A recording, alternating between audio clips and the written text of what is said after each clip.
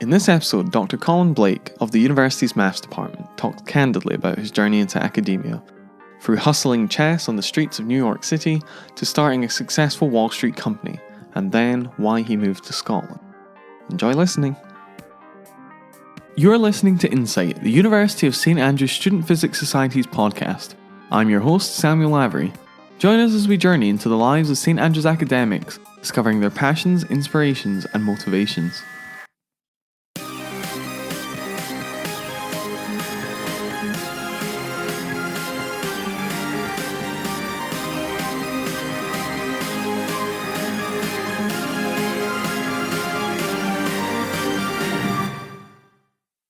So today on Insight, we have the pleasure of sitting down with Dr. Collin Bleak of the University of St Andrews Maths Department. Thanks for joining us, Colin.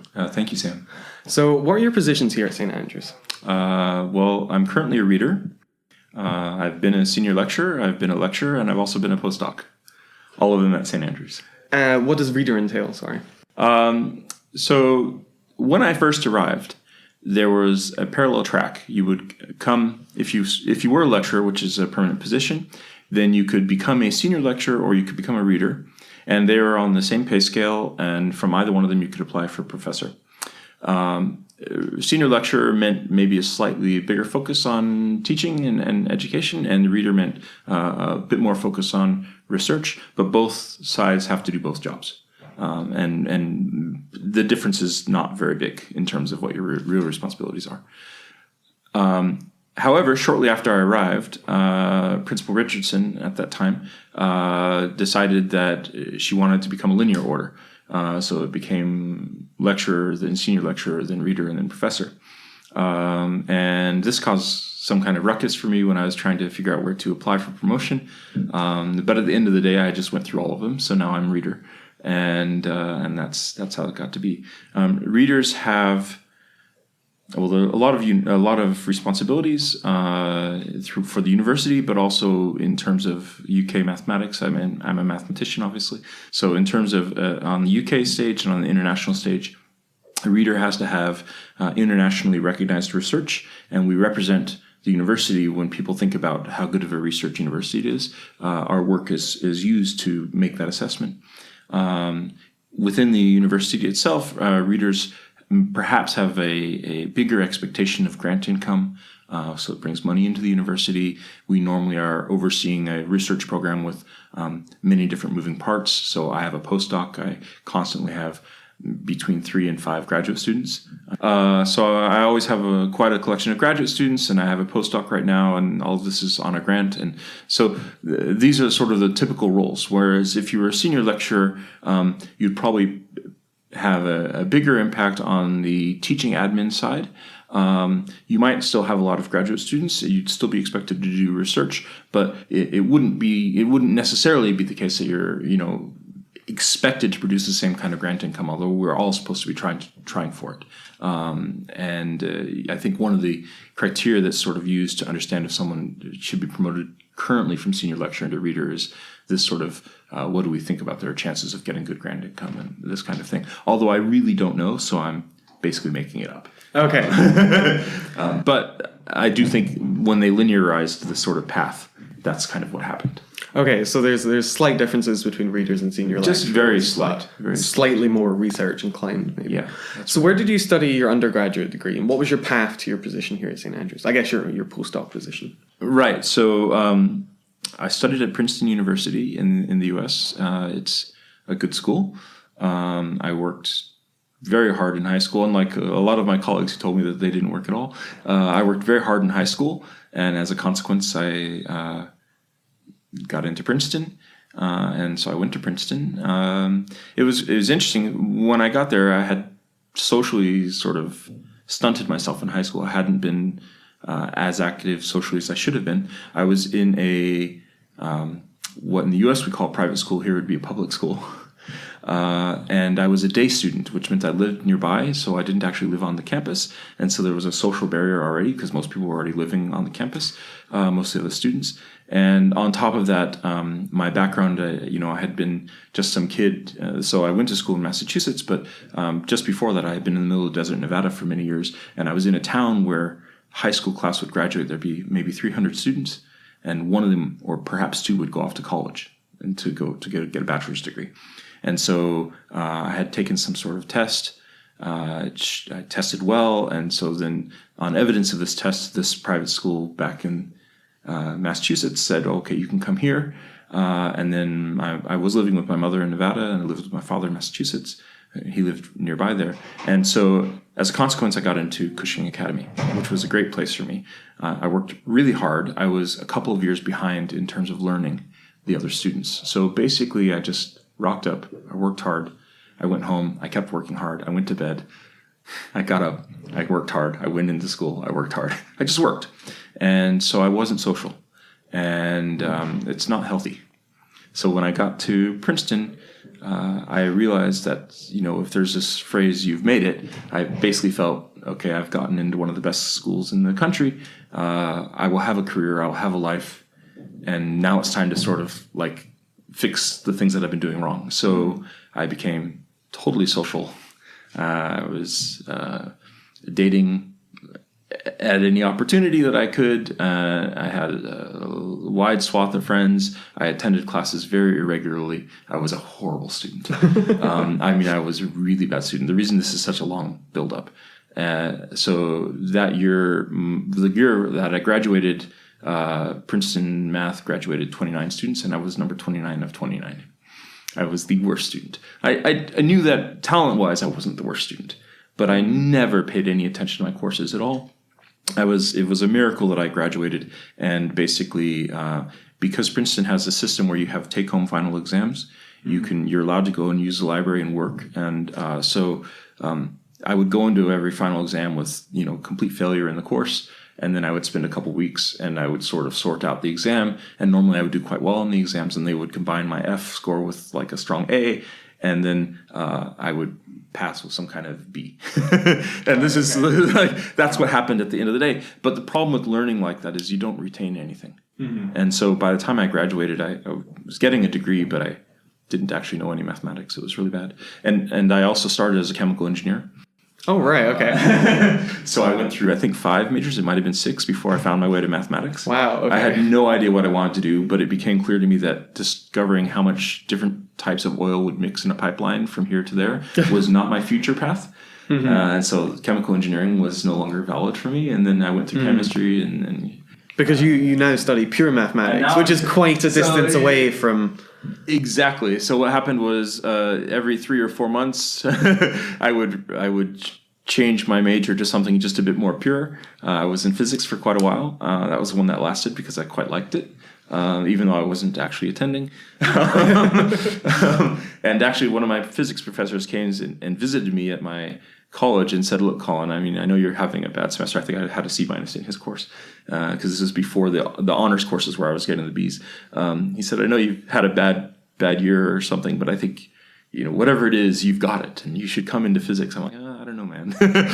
So I just couldn't work. And at the end of the day, I spent my time socially. I didn't do any work at all, and it was just a miracle that I graduated. But fortunately, take-home exams, they serve people who can think when they need to. Mm-hmm.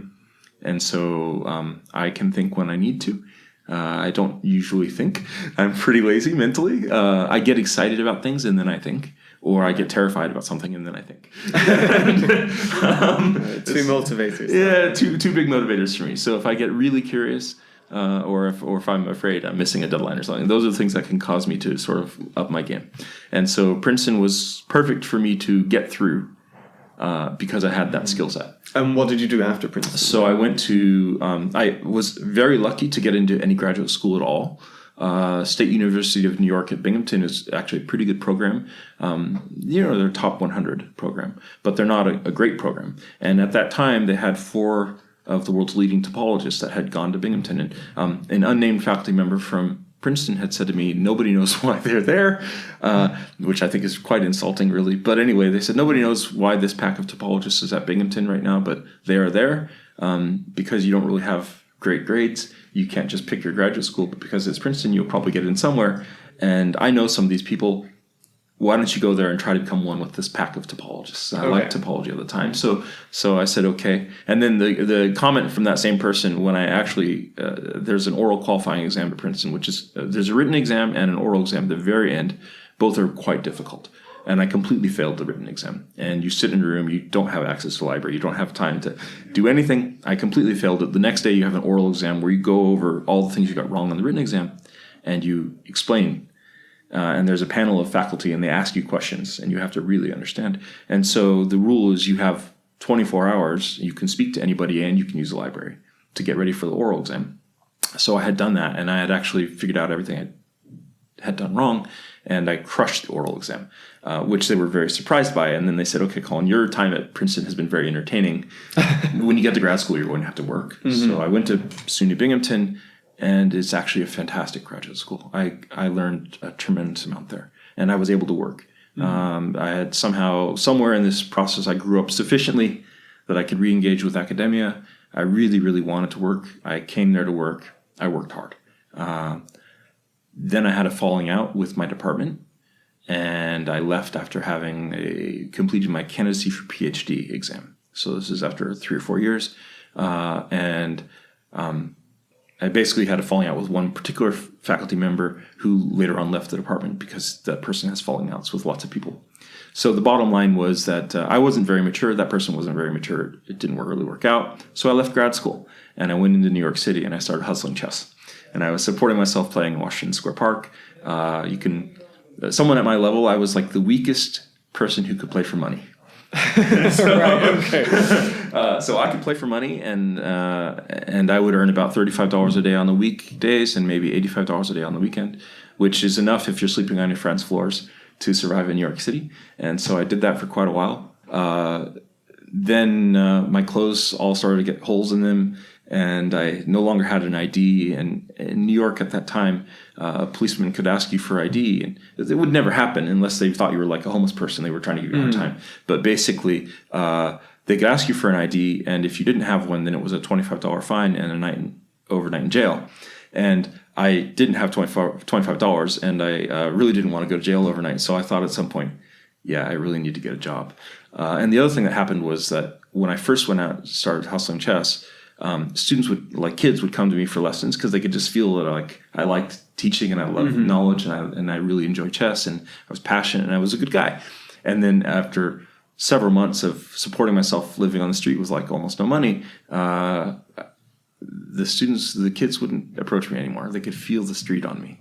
It was kind of weird, and I knew that was what was going on. The students and the kids and their parents would look at me, and they just kind of look a little bit, maybe not, and they just stopped coming to me. So that was also a really big sign to me that something was going really wrong. Mm-hmm. And so I thought I'd better get a job. So then I taught myself to program in C++. I just spent a week in one of my friends' apartments, and I just didn't leave the computer. And I just, and I wrote some software that would try to break the gambling game of Baccarat. And that was my test case. And so that I did this, and then I went looking for a job, and I used some headhunters, and they eventually found me a place, interviewed me 9 times because I was a street guy. One of the main people who didn't want me to get hired didn't believe that I'd been to Princeton at all, did not believe I was a PhD candidate in maths, and didn't want to give me the job because I couldn't name the Georgian Fields medalist, who apparently doesn't exist. I'm not actually sure. But anyway, so I don't pay attention to who gets whatever medals. I just like to do my maths. Anyway, so the bottom line was that guy lost. I did get hired, and that job, because one of your questions is about finance versus other things, that job was not in finance. It was a programming job, but the single most important thing for getting that job, and every later job I've ever had, has been walking into a room, looking people in the eye, smiling, shaking their hands. When you shake someone's hand, don't try to overpower them. Don't turn your hand either palm up or palm down, because that's either power or submission, but just a nice straight handshake. Connect to people. And you want to be someone who people would like to go to the pub with later, but where they feel that you'll be an effective team member. So because, if you're getting a degree in maths or physics, you're going to be known as smart. Everyone will know you're smart. So what they want to see in an interview is not whether you're smart. What they want to see is whether you're somebody they want to spend time with. Because if you're in industry, you know, it's not just your job. You know, you go to the pub later, you do whatever. So you spend 50 hours a week with these people. And so it has to be someone that you can connect to. I'm jumping the order of your questions, by the way, just because I've been going on for a bit. So, No, that's fine. okay. So I had this job, and anyway, what I eventually did for them was they had an Alta Vista search engine, which is a search engine that basically lost to Google. Yeah. Right? And so they were doing natural language processing. They would read classified ads from newspapers, and they would serve them up on the web. And they had a connection with the Hearst family, which owns a lot of newspapers in the U.S. And so we did this. I was helping train the engine to understand classified ad speak so that we could make it searchable on a database. And so I was training the search engine, make it more effective for reading classified ads, and then provide these. You would search online for, in town X, can I find my red car that has whatever, blah, blah, blah. And that was what the business was. And so, yeah, it was good fun. And I learned a tremendous amount of programming there. I liked all the people that I was working with. And I loved the creativity. And I loved the fact that people really wanted to do a good job. You know, this idea that you hear in academia that, like, once you got in an industry, everybody's brain dead. That's completely false. That's just not true at all. I'm sure it's true if you go to a place where that's happening. But, you know, you have to remember that an interview is a two-way street. You're judging the company when they're judging you. And if you can keep that internally, like, you know your worth, you know your value, then you'll, you know, wait till you get the job where you're going to grow. So I never believed in the business model of that company because for whatever reasons. I met really good people, and when I left that company, we all left because we thought the CEO was taking the company in a bad direction. And after a couple of weeks being out from the company, we were all like, oh, we need to go and get jobs. We were just meeting in a pub and just hanging out. And like, why don't we make our own company? So we did. Right, okay. And so that company was my first company with two partners. We did really well in our first year. And we helped move the L website from French hosting to New York City hosting. We all became consultants for Deutsche Bank. We rebuilt their foreign exchange trade database from the ground up. Before we came in, they had like a 70% recognition of trades into their database. In other words, trade could happen, but it might not get into their database or in a way that was searchable or usable for researchers. And when we left, it was like 92 or 93%. So right, okay. Much better. And it was my company. They didn't know they were hiring my company. They interviewed our CEO, who was the guy who had the master's degree in business from NYU. And we were 33 and 34% partners. I was a 33% partner. And they interviewed him, and he's like, oh, I know these guys. You should interview them, see if you like them. And we all individually interviewed under the program. Yeah, it was really good. So then actually our company ended up rebuilding their database, and they didn't know that our company existed. We were consultants formally, but there's no difference. If you're a consultant, they're supposed internally, and this is true across finance, by the way. So this is something that was true when I was there. I think it's still true. Consultants basically are treated like regular employees, but they get paid more cash. But in the U.S., you have to worry about health insurance, so they don't have health insurance coverage. Mm-hmm. So there's differences, and you can't sit on committees, and you can't be on like decision-making panels. And so anyway, so I worked for Deutsche Bank. My company we did really well in our first year, but it became clear to me that I hated the job, and it was really unfortunate because the job was paying really well, and I was really good at it. My manager's manager tried to steal me out from our group to go and become part of one of his own companies with some other guy. It would have completely destroyed my group if I'd left. Mm-hmm. And it would have really hurt the career of my manager. But there's no loyalty. At least where I was, there was no loyalty. And then we'd go to parties, and networking is a really important part of this kind of job. We'd go to parties, and my girlfriend at the time, she's now my wife, and managers of other teams around the company would come and find a way to talk with me and chat me up and say, oh, you should come check out our group all the time. And like this kind of thing was happening. And if you're good at that, if you're comfortable with that, mm-hmm. and you can talk to people, then the door's all open. And so for tech people, I'm thinking of who's going to listen to this podcast. You know, what you need is the ability to cross the line from the technical side to the human side. If you can sit in the position of a translator so that two sides can hear each other's needs, then all the doors are open. But what happens is that, like, a lot of technical people just do a technical job and they get paid for a technical job, and then they kind of have a glass ceiling. What you really want to be is a bit more human. So when the need arises, you can cement like the needs and actually make a concrete case. This is what we're going to do. You can lay it all out.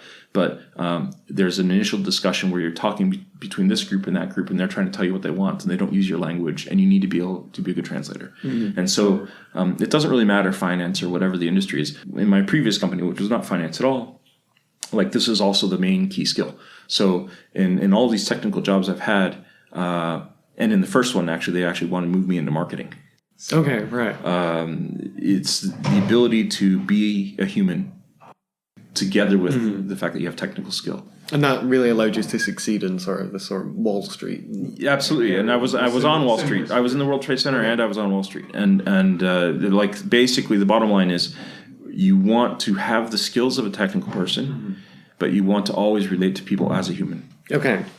So it's been a while since I've actually asked the question. So I should possibly cut in at some point. So after this period, you went back to grad school, and then you possibly went through the sort of normal academic steps of moving around, visiting professorships, postgrads, etc. So how easy did you find that transition from industry to academia? It was very hard. So Patty said, we go to these parties and you never say I'm a foreign exchange researcher for Deutsche Bank. You always say I'm a math PhD candidate. Like, we're just wasting time here. And I had, at that moment, just literally like 2 weeks before, paid off my Princeton loans. Right. So it didn't feel like I was wasting time. But she was actually right. We had a big, discussion, and the polite word for it. And about 3 a.m, I realized she's completely right. And this is not what I want to be doing. And there's a bit of a game, because when you're networking in these kinds of jobs, you don't want to say I'm a guy. I'm an economist doing finance, because of what's interesting there. So if you meet somebody and you're in finance and they talk to you about something else, like topology or three-manifolds or art or something, like, that's way more acceptable, right? So it's better to have some extra weapons in your things. So in some sense, I'm saying I'm a math PhD candidate because it makes me a little bit different. But the truth is actually how I still felt. And so Patricia was right about that. We decided to leave. And then when I tried to get back into grad school, I didn't want to know my name because I'd left. And so I had to convince them to take me back. And so it took 2 years. I left New York in 2001. I got back to Binghamton, and it wasn't until 2003 that they accepted me back into the program. Right. And I was teaching at like a community college. I was working at a home for people with traumatic brain injuries. I was serving dinners at a Upper Front Street Denny's restaurant. I was delivering cakes. I was doing everything under the sun, just trying to keep us afloat, because there was no health insurance, and it was really hard. But finally, and I was teaching on campus, tutoring, until finally that grew and grew and grew until they realized I wasn't going to go away. It was like a bad stink. So they let me back in. And you can't beat them. And they let me join. They took me back in. So in 2005, I finished my PhD, and then I had a 1-year postdoc at Cornell, and I had a 3-year postdoc in Nebraska, and then I had a postdoc here. And when I finished the Nebraska postdoc, I was supposed to be interviewing for tenure track jobs, and I actually had an interview lined up. And when I came to St. Andrews, I had a phone interview for St. Andrews, and they said, well, I mean, you're like applying tenure track. And I said, yeah, but I'm interested in you because you're doing work in automata and group theory, and these are my thing. Automata are rising in my work. I'm a group theorist. Automata are rising in my work now, and I want to learn about it. And I have noticed that you guys tend to hire your postdocs into permanent positions, which is very unusual. I could see from people's histories online on their CVs that it was happening. So the retention was in it. There was retention that happens, and that's not an unusual thing at all. So even though I had an interview for tenure track in the U.S., I said, I'm interested in your postdoc, but I only, I want to know your answer to this question. If this had been a lectureship position, would I have had a strong application? And I know you're hiring me for a postdoc and it's a temporary thing, and that's fine. I just want to know what your opinion is. So they got back to me the next day saying, actually, it probably would have been a strong application. And so then I said, okay, I'll take the postdoc, and that was that, and here I am. Okay, so I will go and ask some questions about your research, but just quickly, what did your friends who sort of stayed on in finance spheres think about your transition back to academia? They thought I was committing suicide. So one of my friends tried to walk me out of the Denny's restaurant that I mentioned at 2 a.m. I was working the graveyard shift. I was making $3.52 an hour, something like that, and scraping gum off the bottom of a table. And my friend, who was the CFO of FXCM, which is a foreign exchange commodities trader online, was visiting me in Binghamton, and he's like, "Oh, this is ridiculous, come on." And he tried to literally grabbed me by the arm and tried to walk me out of the restaurant to take me back to New York City to quote unquote save me from myself, basically. And it was so bad. And I had to say, "What are you doing? I have to do this because I want to get back into mathematics." So it's the sort of thing like, if you don't leave now, you'll never, like, if you went back, you would never be able to escape. So. No, he wanted to be the guy that brought me back to finance where I belonged. Right. Right. But, I hated finance. Mm-hmm. I would just pop Excedrin all day long. I was really good at the job, but the culture there, there's no loyalty.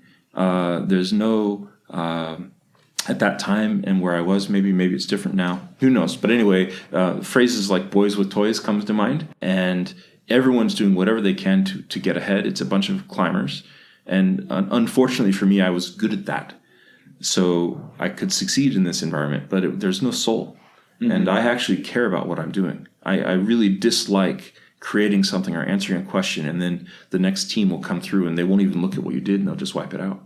I really dislike that. I dislike spending effort trying to build something that can help people do research and make the world a better place. And then, it turns out that I was helping to automate a biweekly publication that would convince pensioners to put money into the foreign exchange market, which is ridiculous. It's at that time was one of the most chaotic, crazy markets you could be in. It's the very last place a pensioner should put their money. Right. And so my work was being used to defraud old people. That's how I took it. I mean, whether that or not, that's actually the case. When I found out that was going on, that was the last straw for me. Okay. And basically, I loved the creativity. I loved building things. I loved having my own company. I loved so many things about being in industry. Mm-hmm. But what I didn't like was that if you're not working for yourself, you are working for somebody else, and their ends are not your ends. Okay. And at the end of the day, that wasn't acceptable for me. So now you have managed to very much step away from that, and you are, to use a phrase that you said earlier, you've made it in the. Yeah. You seem to be doing well at St. Andrews. So could you tell us a bit about your research here then? Sure. So I study group theory, which is a group is an object that mathematicians use to measure symmetry. And so, for instance, if you took a circle, you could look at all the rotations of a circle. And if you're, blind and half drunk and standing about a mile away, someone would rotate the circle and you'd never notice. So that's a symmetry. And so symmetries they arise naturally, and they make life easier. So whenever you transform an integral, for instance, you're applying without changing the answer, right? You use different coordinate system or whatever. You're applying a symmetry. You're changing the problem in a way that it becomes easier to calculate with, or something like that. And that's one use of it. But group theory has many, many uses. Symmetries, it's a beautiful thing. And I'm also interested in partial symmetries like inverse semigroups, so on like that. So basically, I started as a topologist. Mm-hmm. And when I came back to grad school, my field of topology had been wiped out. So I went into group theory, and then I discovered that I loved group theory. Okay. And what's your favorite thing about your field of research now then? So I really like what I'm doing mostly because my work is interdisciplinary. Mm-hmm. I do dynamics, I do topology, I do group theory, and automata theory, and all of these things combine. So I really like to see interplay of different ideas and coming together to answer a question that somebody in any one of those fields couldn't answer them alone. You need to have multiple ideas coming along to get somewhere. And to me, that's wonderful. And the other thing is that I love teaching. So one of the reasons I didn't like this sort of my pension, helping people defraud their pensions, is it's really a negative way to interact with the world. So if you're going to get paid to do something, for me, it's important to get paid to do something where I'm actually building the world. And when you're teaching, the impact of that in the long course of time is really hard to measure. If I can help somebody have a new way of thinking and approach problems with new eyes, then they can teach that to somebody else down the road, and so on and so forth. And so I could have an impact through my students into generations into the future. So this is why I like to have a lot of graduate students. This is why I'm passionate about my teaching. No one would ever say I'm the most organized person in the world, but I hope my passion comes through. Well, it's coming through now from just speaking, and I have no regret not taking any of your lecture courses. Well, fantastic. You should have that regret, yes. So when you're lecturing, what is it that you're actually thinking of? Are you trying to like gauge the mood from students? Or are you thinking of the next equation that's going to pop? No. I actually have a hard time paying attention to the maths I'm lecturing when I'm lecturing, because mostly I'm thinking about the students. I'm looking at their faces. It's really hard with British students because as a collective, you're not the most demonstrative group. So, I've taught inner city kids from New York City where they will say, yo, you professor, what do you think about this problem, right? And then that'll just be normal speaking. And then you just answer and I think it's like this. And, you can't take anything personally. But the point is there's free interaction. And it's not free. It's not as free here. It's a bit more rigid. It's much more rigid. There's like respectful lines that people don't cross, and you need some of that. You need structure, but it's hard to like actually understand whether you're connecting the students, whether they're getting the ideas, if they're not actually answering. So normally I start polling. Raise your hands if you understand this. People raise their hands. After a while, raise your hands if you understand this. Everybody raises their hand, no matter what. But by that point, usually I've learned how to read everyone's faces. Okay. And so by that point, I actually know, all the hands went up, but only 2/3 of the students actually understood this question. And developing that kind of rapport is what I focus on. And it actually makes it harder to write at the board because you're thinking about a math equation or you're thinking about whatever it is, some sort of expressions you're manipulating at the board. But at the meantime, you're also thinking about like what students need to hear to get the main idea. So you got to be thinking about all these things. You have to juggle it, and it's exciting and frustrating and wonderful. And normally, I like to talk about things that are a little bit outside of the class. I like to talk about why we should be thinking about these kinds of questions. What's the logic chain that gets you into this position, as opposed to here's a direct calculation. It's a weakness of my teaching that I probably don't do enough examples. I spend a bit too much time speaking in general terms and not, maybe being concrete. I do them when people ask. I usually host an extra examples class exactly for that reason. But when I'm actually teaching in lectures, I'm usually trying to think about how do I teach people to come into a new situation and look around, figure out what's relevant and start running with it, because that's the useful skill. Yeah. So you said that you like having a lot of grad students on the go at once, and you obviously did your PhD in the US. So what are some of the benefits of each system, the UK and the US system, that you've noted? Okay, so the US, they have a system where normally you get into this school, you usually aren't allowed to go directly into a PhD program, even if you're a very strong student. Usually they want they have this terminal master's. You take a master's degree, and then they invite you into the PhD program afterwards. Okay. And that's totally normal. And if someone's applying to grad school in the U.S. and you apply for PhDs and then they ask you to do this thing, that's not an unusual thing. It's not a big deal. If you're good at all, you'll get through the master's program and you'll get invited into the PhD program. So if you're afraid about it, that's probably a signal to yourself, what am I actually doing here? Right. Meanwhile, you also are teaching. There's this teaching assistantship roles. You start usually with calculus classes, and as years develop, they let you take more advanced courses until you're teaching linear algebra or whatnot. So the positive about the U.S. system this way is that they can have students for a very long time. And the master's degree usually involves taking at least 8 advanced courses, if not more. And so the U.S. PhD has a generally speaking, has a broader knowledge base than a UK PhD. And this has been recognized. Even International Review of Mathematics has recognized UK PhDs are a bit too thin. People are real experts on what they do here. And more so maybe even than in the US. Like someone in the UK, people in the UK are very good as a cultural thing. There's a specialization in becoming an expert at what you do. This is a really excellent skill. But the PhD in the UK, you have 3.5 years altogether. Yeah. Because of EPSRC funding. It's a weakness of the system. You come in, maybe you've done an MMath degree or MPhys, and you have 3.5 years to get your PhD. So you don't have time to do anything other than learn the exact things of your specific field, of your specific question, answer a question, and then get out the door. And you need to get, 2 or 3 papers to get to your first postdoc. So there's a lot of things that are involved. You don't have a lot of time. And so the positive of the UK PhD is people can't just sort of, go into some sort of eternal, I'll just take another year of reading. And that happened. Like I started in 91 and I finished formally in 2005. Right, yeah. Of course, there was a break and I went into industry in the middle, but I still took a long time. The positive of that was, of course, I had learned a lot of maths along the way. Yeah. But the negative was I wasn't very driven. UK PhDs, you guys are like out there to fight.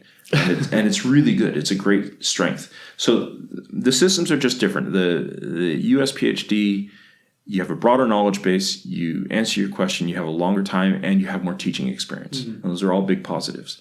But the negatives are there isn't really a big drive to making sure you stay on point and getting the job done. And so you see people that might take an extra 3 or 4 years in the middle of a US PhD where they just kind of hang out and read another book. Right, yeah. Right, and that's no good. They're being supported by teaching so they can get away with it. And the department is cheap teaching, so the department's happy to keep paying for this person.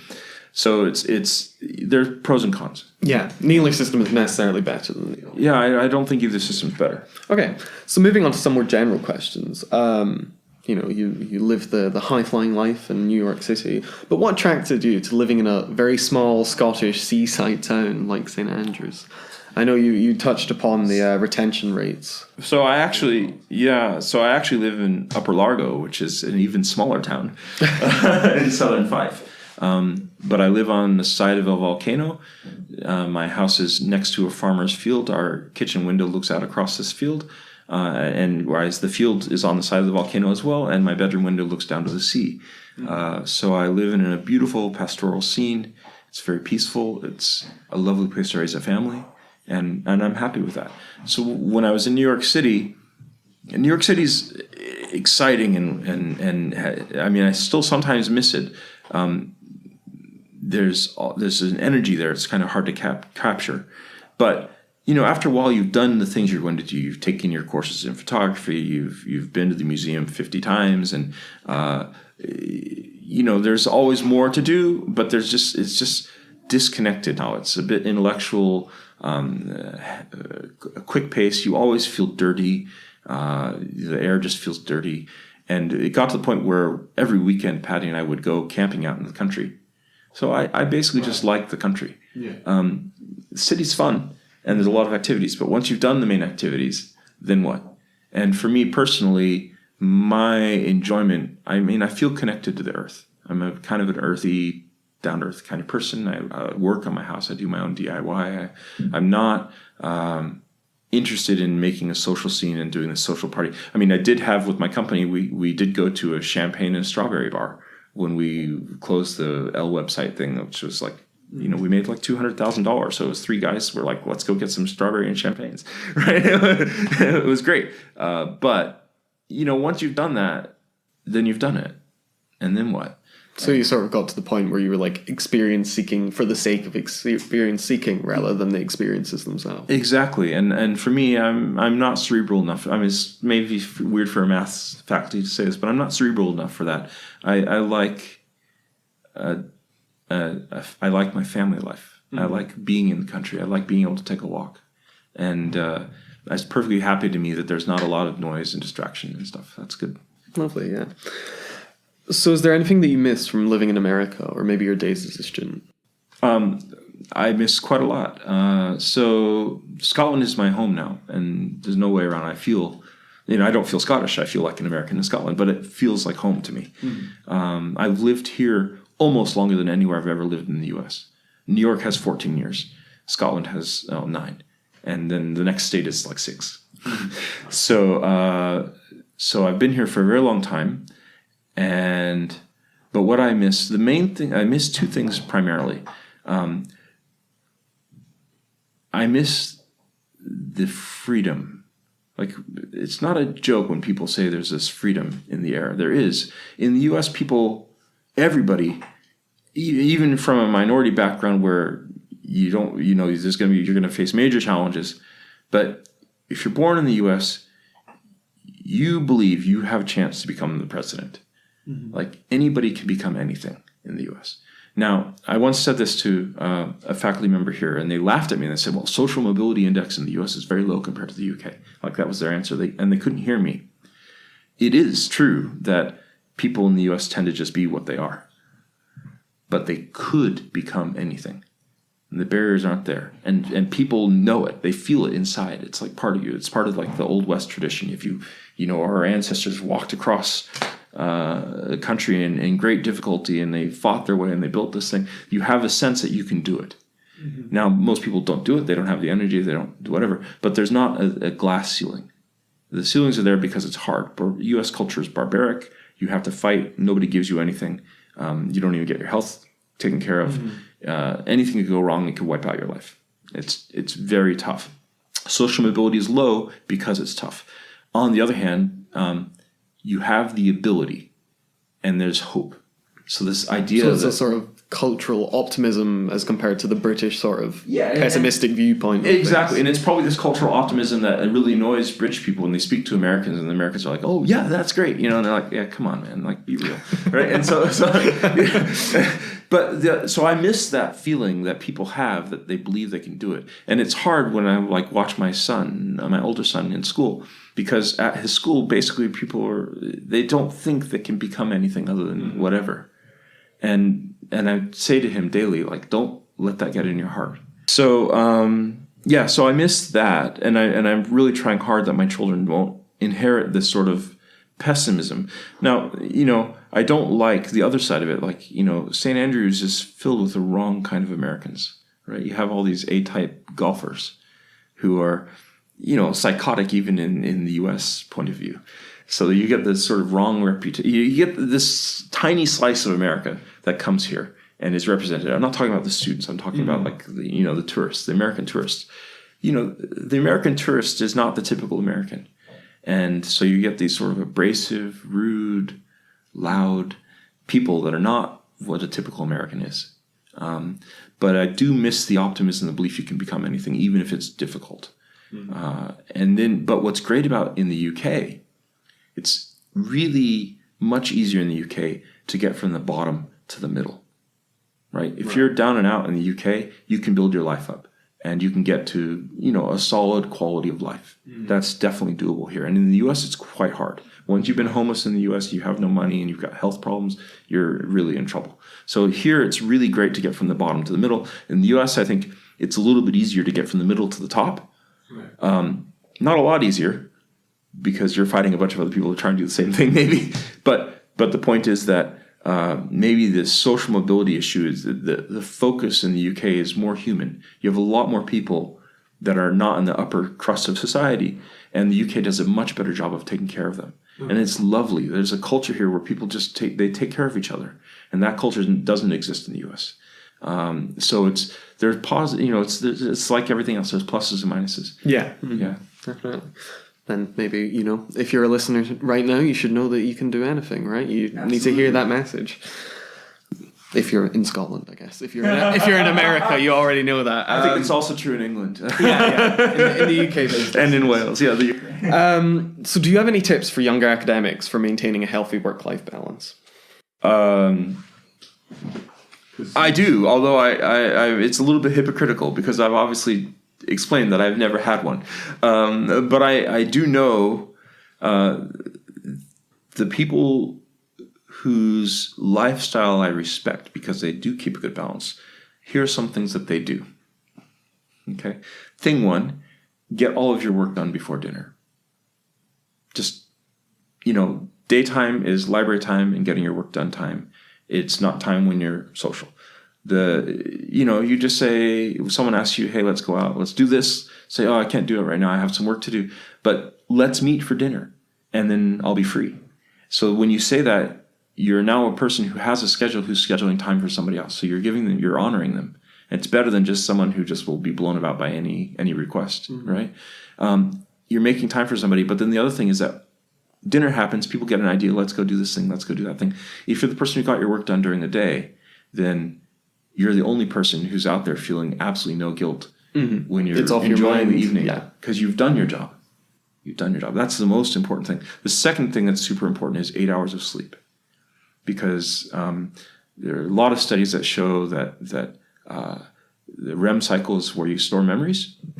The off-REM cycle is also important for memory, but that's for a different reason. But the REM cycle is where you store memories, and REM cycles take about 4 hours before you get your REM cycle. And then, so if you have 8 hours of sleep, you get 2 REM cycles.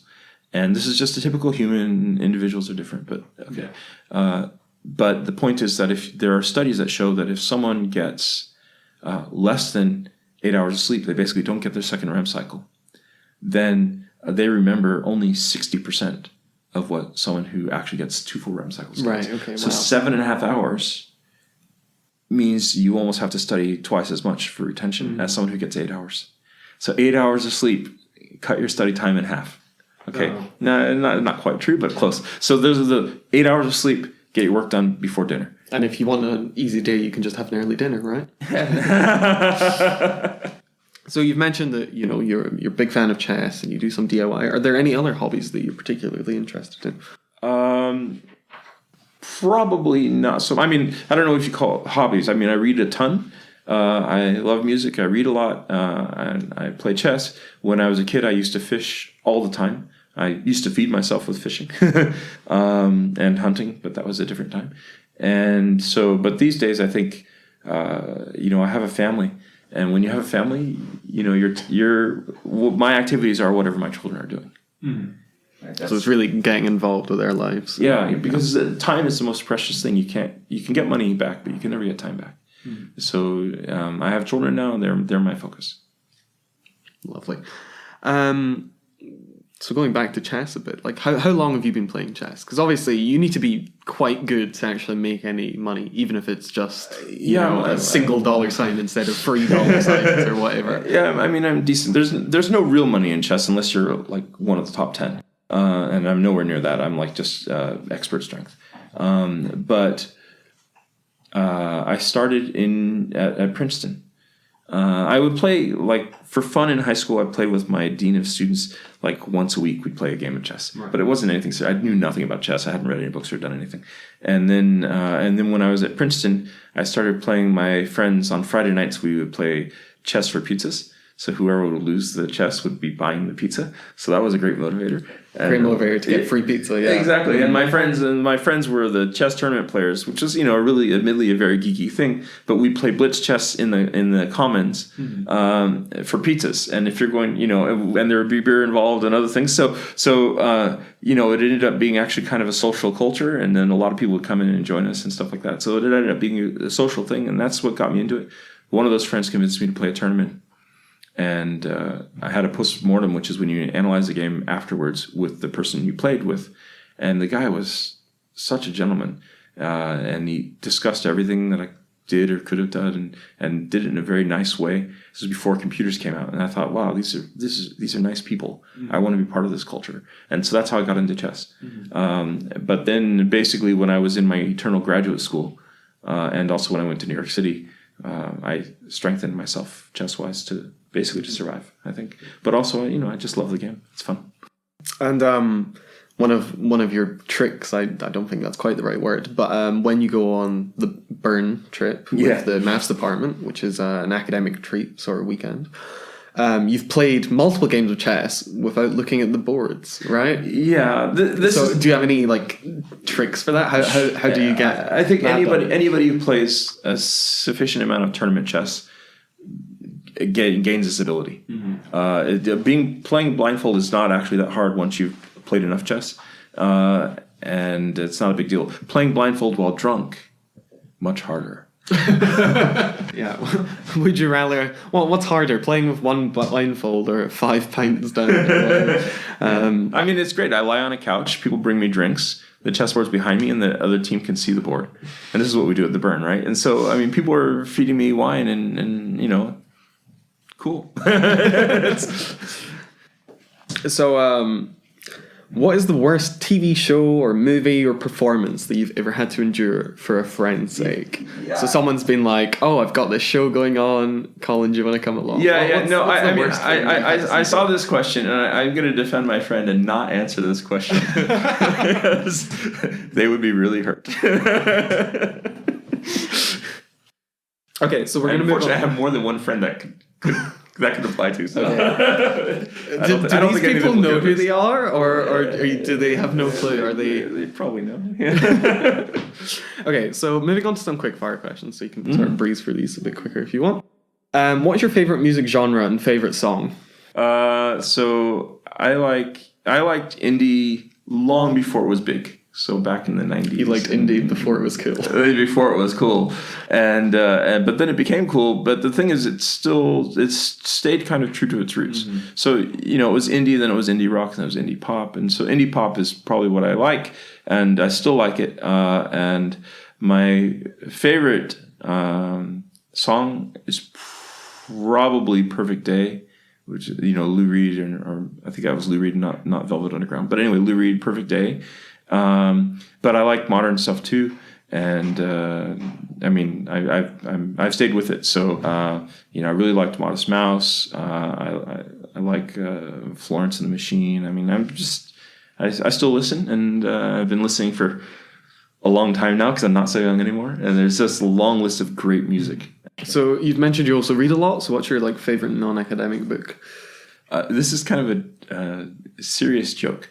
My favorite book is probably Bambi. The original Bambi. There's many Disney versions that are not the same. It was a beautifully written book, incredibly beautifully written book. And while we're on books about animals, Watership Down is also an excellent book. It's a really great book. Hey, people are going to laugh. Read it. It's a great book. It's just a great book. Yeah, I'm sure it's not the recommendation people would have expected, but there you go. So what's your favorite piece of fruit? Mango. Good choice. What's your favorite pub in St. Andrews? Waypat.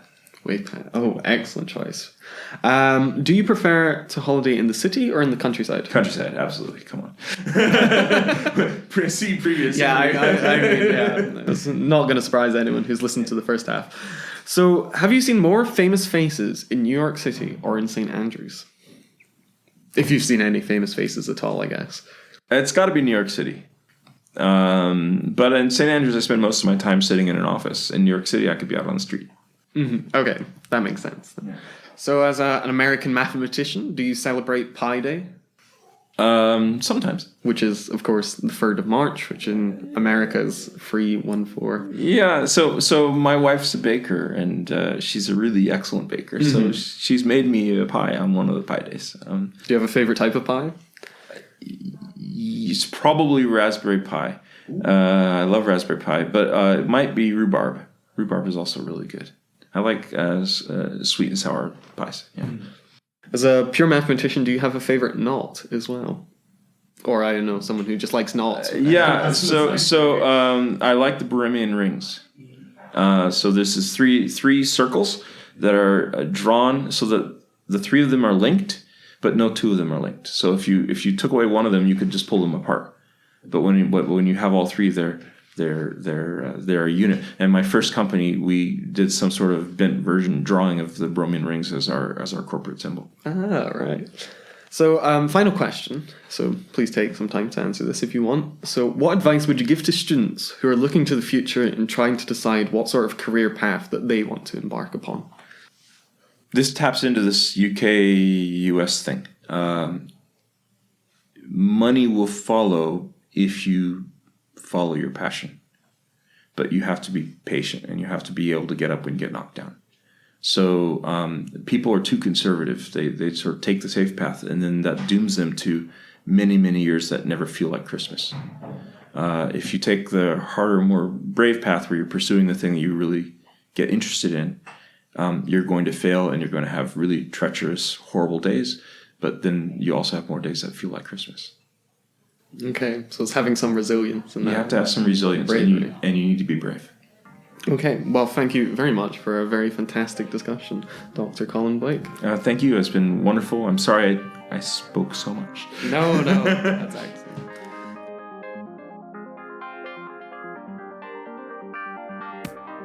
You've been listening to Insight, the University of St Andrews Student Physics Society's podcast. I was your host, Samuel Lavery. Thanks to the wonderful academics of St Andrews. Join us in the future as we learn more of the people making our education. This podcast was produced by myself and our podcast producer, Sabrina Keating. To find out more about the Physics Society and what we do, please find us on Facebook or Google St Andrews Physics Society or our website. Goodbye.